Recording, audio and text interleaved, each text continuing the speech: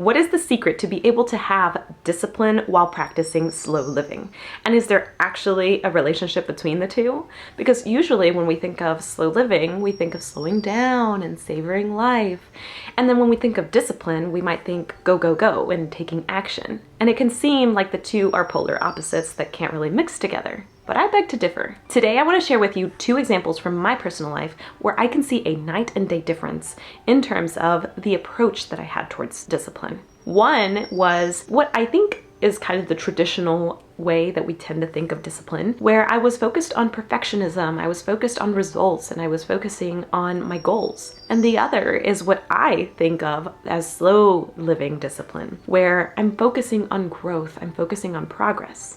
And I think that the distinction lies in that slow living is really based on intention and mindfulness. But I want to make it very clear that I'm coming to you as somebody that has failed miserably in this department. And actually, when I was thinking of making this video, I thought to myself, well, who am I to make a video on discipline? I'm not like this marathon runner. I'm not some incredibly disciplined individual. And this is precisely why I want to talk about it, because I failed at it, because there was a time in my life where I was very, very disciplined. I was killing it in terms of discipline, but I was unhappy and I was unfulfilled. And the approach that I have towards discipline now is something that leaves me with progress, but at the same time, acceptance of myself and of my flaws. And today I want to share with you how having intention and having mindfulness was really what allowed me to be able to switch the approach that I had towards discipline and how I'm so much better because of it. But this is coming from somebody that was eating myself on candies 10 minutes before bed last night, but who at the same time was not beating herself up for it and is up at 4:30 a.m. filming this video today. So to me, my approach for discipline is not that of perfection. And I once had such an approach. If I made a mistake, I beat myself up for it, and I wasn't living in the present. So slow living is being present, being mindful. But when we're so focused on perfection, on results, we tend to think in the future, the results that I'm going to have, the goals that I have, the way that I want my life to be. And then when we mess up and we make a mistake, we live in the past and we're thinking, oh, I shouldn't have done that. I shouldn't have said that. I should have done this. And we're not ever now, here. And for me, slow living is definitely what made the biggest difference in terms of my discipline and just improving my results in different areas of my life. Before I continue with the video, hey, I'm Yessie, and I do want to apologize for my raspy voice. I have a bit of a cold, and if this video is a bit choppy, it's likely because I needed to cough or because I needed to drink some tea. But thank you for putting up with that. I can think of no 2 better examples of how my approach to discipline changed the course of my life. And for me, these were pregnancy and postpartum periods. So the first pregnancy and postpartum that I had, I was super disciplined. This was at a time in my life where I had just come across Dave Ramsey and the FIRE movement. And let me tell you, I was on fire. We wanted to get out of debt. At that point in time, my husband and I rented a 3-bed, 2-bath home, and I had stuff in every single one of those rooms. I am ashamed to admit it. I definitely had a lot of stuff, but I was selling things left and right, and I was working overtime almost every single week. I was pregnant. Okay, I was working overtime all the time, and I was working as a nurse, working 12-hour shifts. During that time, not only was I trying to get out of debt and working hard, working overtime almost every single week, I was also introduced to the vegan diet. And so I was eating these wonderful plant-based meals and meal prepping these beautifully made dishes. And my snacks at lunch while I was pregnant, people would laugh at me because I would take carrots, cucumbers, celery sticks, and peanut butter. I would take this like big jug with me to work because I wanted to make sure that I got enough water. I would wake up at 5 a.m. to be able to exercise before I went to work. And I was exercising about 3 to 5 days a week, running a few miles a week as well. I was just super disciplined. I didn't eat any junk food, didn't eat any candies. I was just focused on making sure to be as healthy as possible and reading books and doing a lot of things because I just wanted to completely change me and change who I was. I wanted to be better. But see, the thing is, those things were great and I was killing it in terms of discipline. But I wasn't happy because no matter what I did, I wasn't good enough for myself.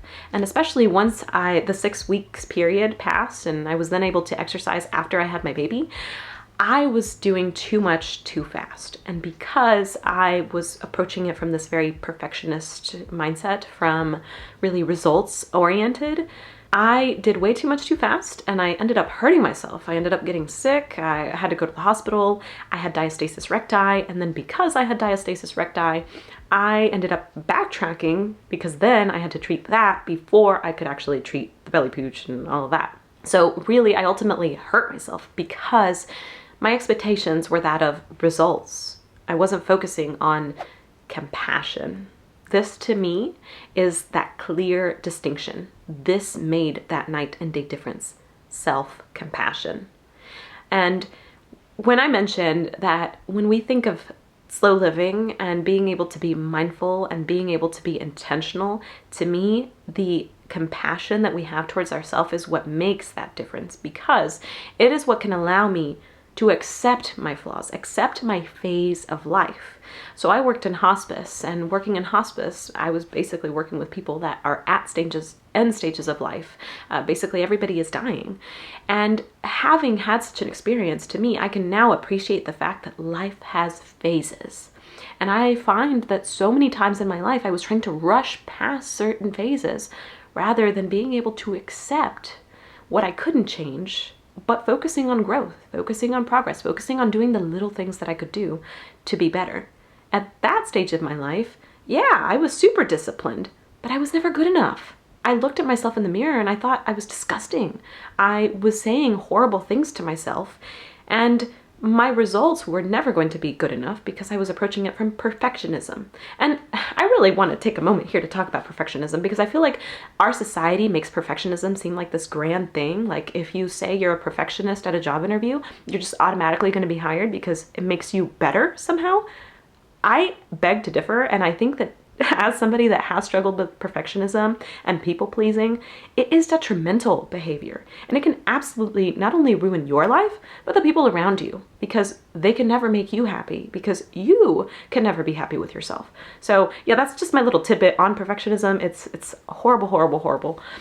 But that was me. That was me back in the day.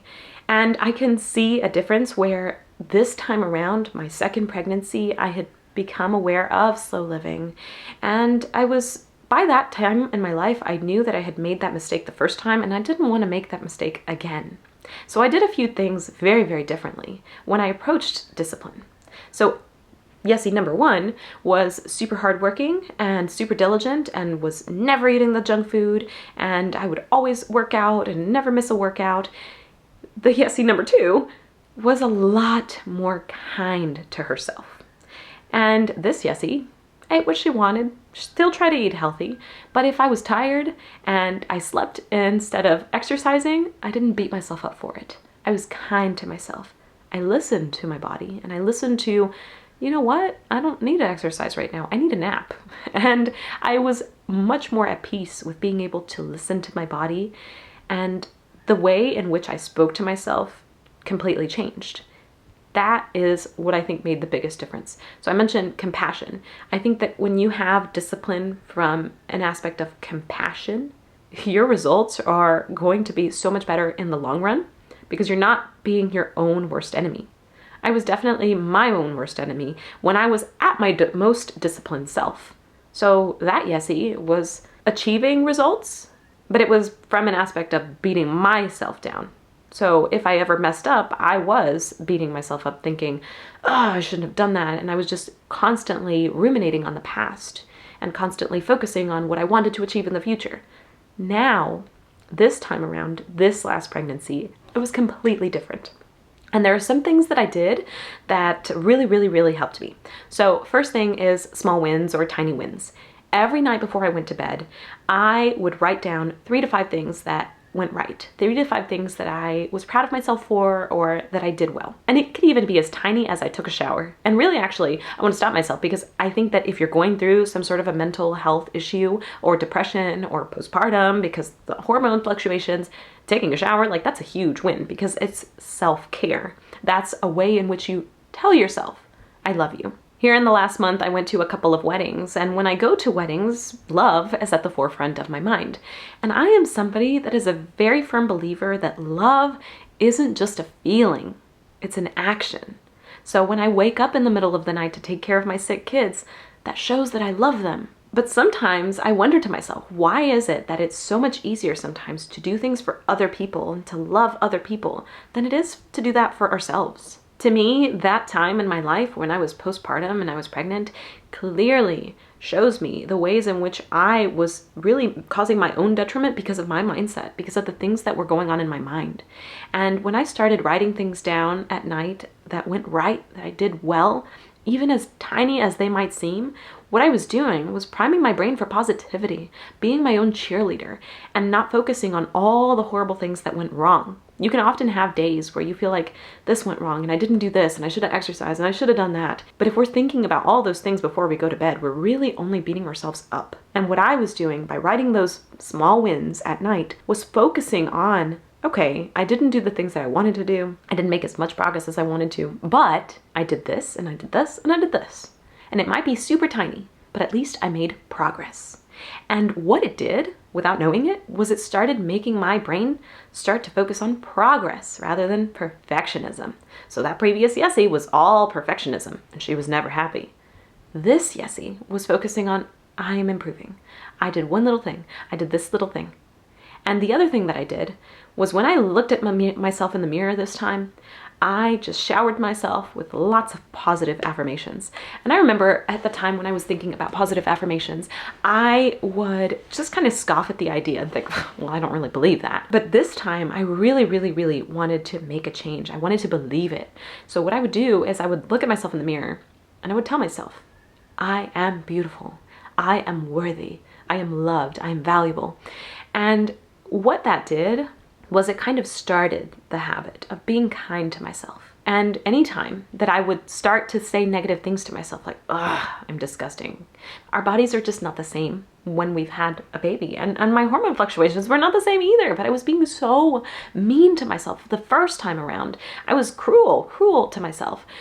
And this time around, I wanted to be very aware. So this is where slow living helped me. I was aware of my thoughts, but I didn't fall prey to them anymore. I was aware that I was saying things that weren't nice to myself, but I was also then able to take a step back and say, oh, every time I would think of something negative, I would immediately think of something positive to tell myself. So if I told myself, I'm so dumb, I haven't learned this, then immediately my next thought that I would think to myself is, I'm making progress, I'm learning, I'm trying. So anytime I would think anything negative throughout the entire day, I would immediately try to follow up with something positive. And what that was doing was almost like giving myself a slap in the hand anytime I would do something negative with replacing it with a positive habit. I was changing my thinking habits. This is where I think I made so much more progress. I actually was so much more lenient on myself. And like I said, I took naps. I kind of ate what I wanted. And I did have some junk food while I was pregnant and postpartum and this time around.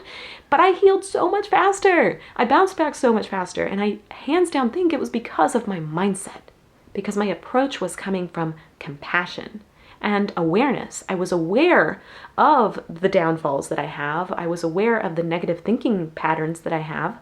They're habits. But I was also able to accept myself, flaws and all. This doesn't mean that I just automatically say, well, I hurt this person's feelings and I'm fine with that. Actually, as somebody, like I said, who's struggled with people pleasing, those sorts of things are very tough for me. I hate when somebody is disappointed in me, when I've hurt somebody, when I've said something I shouldn't have said. I can tend to beat myself up for it. So the awareness is key here because I know myself enough to know that about myself now, but I'm also accepting of myself now, realizing that I can't change the past. It already did happen. I'm not going to ruminate and live on the past, but I am going to focus on what I can do now, what maybe I can say or try to do to be able to change the situation in the future. I can focus on improving now. And my mindset changed to that of improvement rather than trying to achieve a certain result and trying to force the results to happen. And I think I wasn't all too happy during that stage of my life because I was trying to force things to be a certain way. But with slow living, we realized that we can't always have things the way that we want them. And as I said, having worked in hospice, I realized life has phases and there's different aspects of our life that are going to change throughout our phases. And we can't always have the same approach to discipline throughout those stages of life. So for me, coming at it from an aspect of compassion and being kind to myself throughout it, being my own cheerleader, was what made a huge difference towards my progress. Around this time of year, a lot of us think of new ways in which we can improve our lives and set resolutions, especially New Year's resolutions. For me, usually my biggest New Year's is Easter time, Lent season. I think of a lot of things that I kind of fast from and change in my life. To me, that's like my reset, and I love a good reset. I think we all kind of intrinsically want a reset, a start over, a refreshing, and I think it's awesome, it's amazing. But you have to realize that there is going to be people in your life that are going to tear you down, and oftentimes friends and family are the ones that are the biggest culprits. To me, at least, friends and family are the ones that have the biggest ability to be able to hurt me because they know me the best and they know how to push my buttons, versus other random strangers that might say something and it doesn't really bother me because I don't even know them and I might not ever see them again. Like the time I once got punched in the back by a random stranger. It's probably drugged, but I didn't really care. I just kind of turned around. I'm like, oh, what's up with you? Why?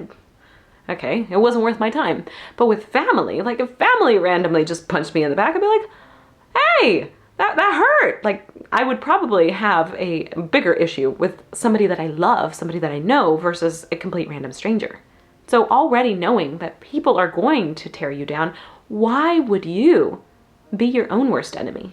And I say that not in a judgmental way, but because I was that person. I was that person that would say these horrible things to myself in the mirror, and I would beat myself up for the mistakes that I made, versus now where I can still fall prey to those things every now and then, but at the same time recognize that, well, I have these flaws and I'm trying to work on them, but progress is better than nothing, and at least I'm trying. So I'm congratulating myself for the fact that I'm trying. So this video, if you can take anything away from it, I'd like to leave you with some homework, actually. And if you want to accept that homework and accept this challenge, give me a high five in the comments below and let me know you're gonna take on this challenge. So the first thing is, every single night before you go to bed, have a piece of paper, have a little notebook, put it right beside your bed, or actually even on your bed, on your pillow, so that every night before you go to bed, you see this and you have to move it physically to be able to get in the bed. And at night, think of 3 to 5 positive things that happened that day. 3 to 5 things that you did right. Maybe you drank a glass of water when you got up. Maybe it's something tiny. Those things will slowly start to change your mindset, and you will slowly become your own cheerleader. I assure you that if you start to think of yourself in a more positive way, if you start to be kinder to yourself, the whole discipline aspect, it doesn't really become as big of an issue. At that time in my life where I thought at my most disciplined self, it is a completely different change from now, where I'm still taking cold showers, I still exercise, but not as often as I did back then. And if I miss one, I'm not beating myself up anymore. Like I said, I ate some candy and that's fine, but at the same time, I'm still doing a lot more things that I never thought I would be able to do. Like I've had a 4.5-day fast that in the past, I never would have thought that I could actually complete a 4.5-day fast. Not saying that you need to do that, but I'm saying that you can achieve levels of discipline that you might never have imagined if you come at it from the right mindset, the positive mindset, compassionate mindset, and present, actually being present. When I take a cold shower in the morning, I'm definitely present. I am feeling all the cold water. And whenever we approach discipline with mindfulness, I just feel like the results are going to be so much better. And I'm just so excited for what is to come for you if you do take on this challenge of thinking of your positive wins, writing them down. And if you want some extra credit, let me tell you, there's not going to be any better thing that you can do than looking at yourself in the mirror the next day when you wake up and saying positive affirmations. So for me, the one thing that I really needed to tell myself my pregnancy the second time around was, I'm beautiful, I'm beautiful, I'm beautiful. It was really hard to accept that my body was just not the same anymore, that my hair had fallen out, that things were not in the same positions as they were before. And I really needed to tell myself that, not hear it from my husband, not hear it from my family, but me to believe it within myself. And saying positive affirmations were really what kind of led me to start throughout the day saying positive things to myself, being kinder to myself, being gentler to myself, being an encouragement, kind of like my own coach, kind of like a friend encourages somebody else when they've fallen, when they've made a mistake. I mean, if your friend fell, if your friend did something that they shouldn't have done, would you tear them down? Would you yell at them and nag at them? Or would you encourage them and say, you get up, try again, do it again? be that same friend for you every single morning. Look at yourself in the eyeballs. Actually look at your reflection of your eyes in the mirror and say, I love you. I love you. I love you. I love you. And it might sound so silly and it might be awkward at first, but the more you actually start to do those things, to drink your water in the morning, to do whatever those little tiny wins are for you, because you know best what your Achilles heels are. I know mine. I have lots of flaws and lots of weaknesses and things that I need to improve on. But as you start to slowly do those things, and at night you're focusing on, oh, I did that, you're basically telling yourself, hey, this is what I did to show you that I love you. So just in the same example that I told you of how I show my kids that I love them when I get up through the night to take care of them when they're sick, even though I'm sick myself, you're basically doing the same thing. You're showing yourself, you're proving to yourself, I love you. And soon there will come that moment when you look at yourself in the mirror and you say, I love you. And you smile because you realize, you know, you've had your back enough times to know that you're going to be yourself, that you're going to be there for yourself because you've shown up in the past. I am super excited for the changes that can be to come in your life if you do this, because these two changes, this priming of my brain for positivity, for being present, for accepting what is, but still trying to be better and trying to improve, is really, it completely changed me in a positive way. When I was at my best, discipline-wise, I was at my worst. And I was crying all the time, almost every single day. And I struggled to ask for help because I didn't want to show people that I was incompetent. And now I'm happy to admit I'm very incompetent in a lot of things. And it doesn't make me feel any weaker. Actually, it kind of empowers me to then be able to be vulnerable and realize that I'm not alone. And it can be more encouraging and more strengthening in an odd way to be vulnerable. So I'm just super excited for the possibilities in your life because, first of all, you clicked on a video on discipline. So it shows that you want to improve in this area. So be proud of yourself for the fact that you want to improve, that you want to make your life better, to improve your life, maybe improve the lives of others. But to be able to improve the lives of others, you have to improve yourself. You have to love yourself. You have to be compassionate towards yourself. You can't give from an empty cup. And this was a very, very tough lesson for me to learn. And it took me quite some time, and I'm still working on this. But doing these things greatly improved my life. So I hope that you do them. I hope that you do your homework. If you're gonna do your homework, let me know. Give me that high five down in the comments below. I sincerely hope that this video has helped you. If so, please give it a thumbs up because it really helps support my channel. And if you'd like to see more videos like this, be sure to subscribe so you won't miss when I post a new video. I thank you so much for watching, and I'll see you in the next one. Bye for now.